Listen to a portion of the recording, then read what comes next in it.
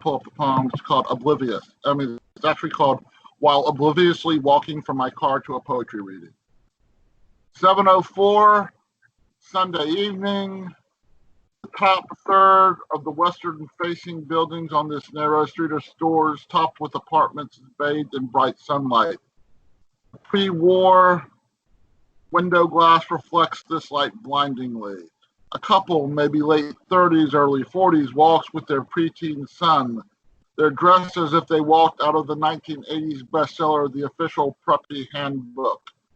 The mother and son are joking with each other, laughing out loud. The father scans store windows and across the street back and forth as if he's waiting to make a great escape. They pass, and a radically dressed teenage couple with a pit bull approach. The girl wears heavy black eyeshadow and black lipstick. Both have fingernails painted black and multiple face piercings. I ask to pet the dog. Its name is Kane, named after a wrestler. It still has its balls. They don't plan to let him mate. The girl says Kane loves giving kisses. He licks my face. I think to myself, what a sweet name. Please, for his own good, fix him. A 20s yuppie couple on expensive mountain bikes with $200 sunglasses ride leisurely down the street. The wind blows their hair in an aesthetically pleasing manner. I think, where are the Oakley ad photographers when they're needed?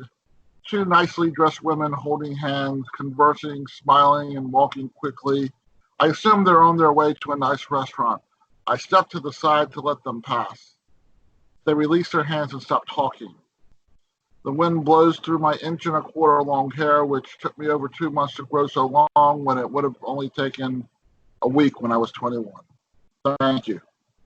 I think I'll try another poem for you called Give Us This Day. He was warned the city would eat him alive, chew him up, and spit him out. He savored the city and digested every experience it offered. Sweet, bitter, beautiful. Honking horns and sirens sung him to sleep. The silence outside his childhood bedroom window riddled his visits home with insomnia. He found horizons in the asphalt and shadows that didn't exist in the Gulf of Mexico. He had become a glutton for all the cul-de-sac had denied him. He delighted in the bitter in a naively sweet way. He realized it was okay to talk to strangers. He enjoyed the company of the waving homeless man who slept on the bench near the East River jogging path just past the Randall's Island walking bridge. They never conversed, they never shook hands, never exchanged names. Yet each served a purpose for the other's existence. They gave each other each day a little piece of daily bread. One waved and the other waved back. The sweet sound of dawn was the theme song to their conversation, a collaboration by two long-lost brothers who drank their coffee black. At one time they had breakfast together. They sat at the counter of the Silver Star Diner, downing cups of black coffee and chewing on a city neither could ever spit out. Thank you. May I do one more poem, please? I guess so. Okay. Am I fine? Yes, you can. I love how you enunciate your words and kind of, you know what I'm talking about. Yes, you can for sure. I don't know if I slur them or I enunciate them, so please. No, you don't slur them at all. You kind of like put emphasis on each word and have like this kind of pause. And it sounds great. It sounds really like it wouldn't even matter what you said. Like if you said, hey, go outside. Like it's just the way that you present the words. Oh, is the gracia.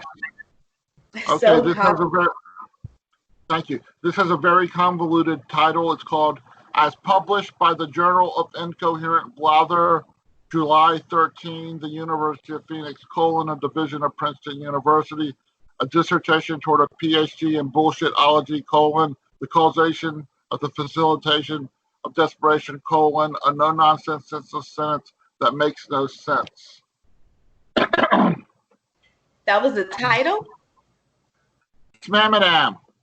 The problem or trouble with indisputable, irrefutable, immutable, and commutable mutations of mutual manipulations of incantations and lamentations of those with fixations of animals in various stages of gestation and impregnation, staging underwater birthing stations for creation of sensation, of relaxation and exhibition, of inhibition, of cessation, of automation, within limitations of instantaneous, subcutaneous preparation for exploration of animation, of magnification, of stagnation, of castration and rationalization of the imagination, is the expiration and or irritation of imitation explanations of blatant fabrications.